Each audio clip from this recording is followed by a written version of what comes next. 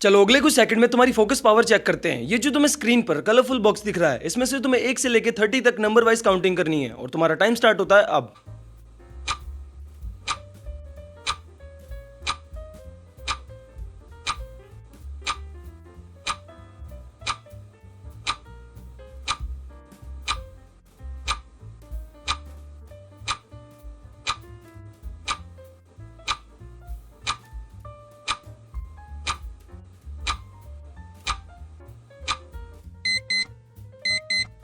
मुझे कमेंट में बताओ कि तुमने कितने नंबर को काउंट किया, और अगर तुमने 24 से लेके 25 नंबर काउंट कर लिए हैं तो तुम्हारी फोकस पावर दूसरे लोगों से काफी बेटर है। अब देखो, तुमने ना बहुत से लोगों को कहते हुए सुना होगा कि उनका ना फोकस वीक हो गया है, मींस उनकी फोकस पावर वीक हो गई है, कि वो पढ़ने बैठते ही हैं या वो बुक खोलते ही हैं कि वो डिस्ट्रैक्ट हो जाते हैं। अब देखो, तुम्हारी फोकस पावर ना एक दिन में खत्म नहीं होती, वो खत्म होती है धीरे धीरे तुम्हारी डेली हैबिट की वजह से। और मैं बताऊं, तुम्हारी फोकस पावर ना इतनी भी वीक नहीं है। तुम 2 घंटे तक लगातार मूवी देख सकते हो, तुम 2 घंटे तक लगातार बिना रुके रील देख सकते हो। तो फिर ऐसा क्या होता है कि पढ़ाई करते टाइम तुम फोकस क्यों नहीं कर पाते? कोई भी मीनिंगफुल काम करते टाइम या बुक रीड करते टाइम तुम फोकस क्यों नहीं कर पाते? तुम डिस्ट्रैक्ट क्यों हो जाते हो? So welcome back to our channel. And आज की इस वीडियो में मैं तुम्हें ऐसे 3 पॉइंट बताऊंगा जो तुम्हारी फोकस पावर को इंप्रूव करने में बहुत ज्यादा हेल्प करेंगे। पहला पॉइंट है नोटिफिकेशन ट्रैप। अब देखो, तुम्हारे फोकस को खत्म करने वाली सबसे बड़ी प्रॉब्लम है तुम्हारा फोन।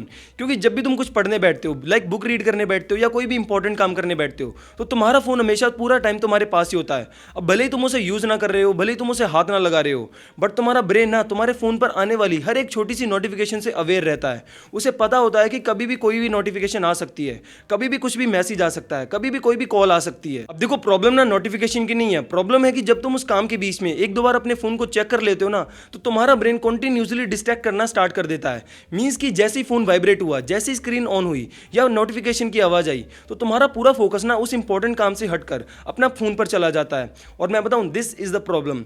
क्योंकि रिसर्च भी बताती है कि एक बार डिस्ट्रैक्ट होने के बाद ना उस काम पर वापस उस लेवल का फोकस लाने में बहुत ज्यादा टाइम लग सकता है। सो इसका सिंपल सा सोल्यूशन है कि अगर तुम पढ़ने बैठे हो या कोई भी इंपॉर्टेंट काम करने बैठे हो, तो अपने फोन को दूर रखकर बैठो या उसे साइलेंट करके दूसरे रूम में रखो।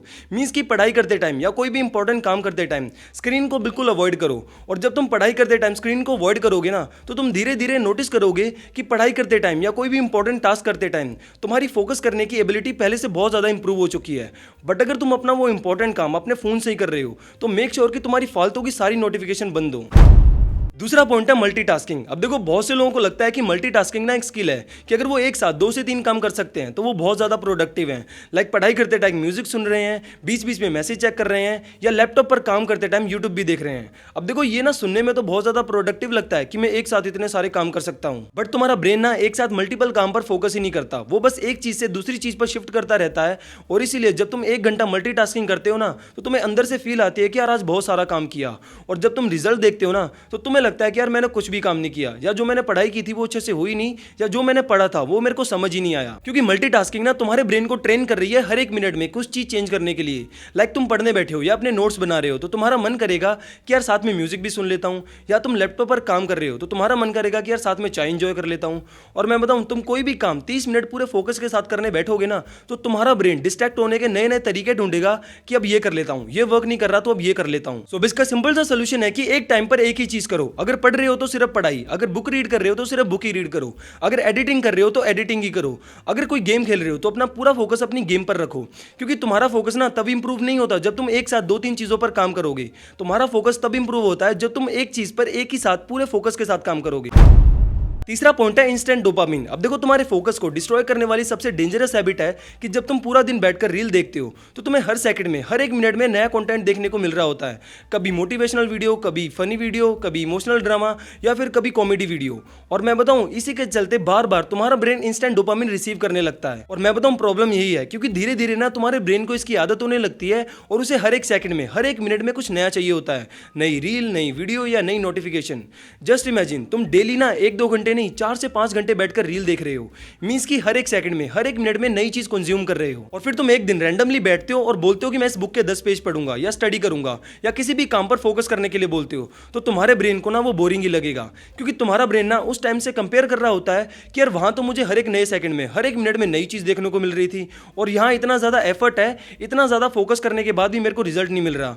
क्योंकि प्रॉब्लम ना ये है कि तुम्हारा ब्रेन को फास्ट एंटरटेनमेंट की आदत हो चुकी है। सो इसका सिंपल सा सोल्यूशन है कि सुबह उठते ये अपना फोन चेक मत करो, या पढ़ाई करने से पहले या कोई भी इंपॉर्टेंट काम करने से पहले रील मत देखो, क्योंकि उस टाइम को करते टाइम ना तुम्हारे माइंड में कॉन्स्टेंटली वही चीजें चलती रहेंगी। और अपने पूरे दिन में एक टाइम कोई ऐसा रखो जहां सिर्फ तुम पूरे फोकस के साथ वो एक ही काम करो, चाहे वो बुक रीड करना हो, चाहे वो स्टडी करना हो, मींस कोई भी काम। क्योंकि जब तुम पूरे फोकस के साथ पूरे दिन में एक ही काम करोगे ना, तो तुम्हारी फोकस पावर खुद ब खुद इंप्रूव होने लगेगी। सो अब ये 3 पॉइंट है जो तुम्हारी फोकस पावर को इंप्रूव करने में बहुत ज्यादा हेल्प करेंगे। सो मुझे कमेंट में बताओ कि तुम्हें कौन सा पॉइंट अच्छा लगा और ऐसी कौन सी चीज है जो मुझे अपनी वीडियोस में इंप्रूव करनी चाहिए। अगर ये वीडियो पसंद आई हो तो वीडियो को लाइक कर लेना, चैनल पर नहीं हो तो सब्सक्राइब कर लेना। Thank you so much for watching.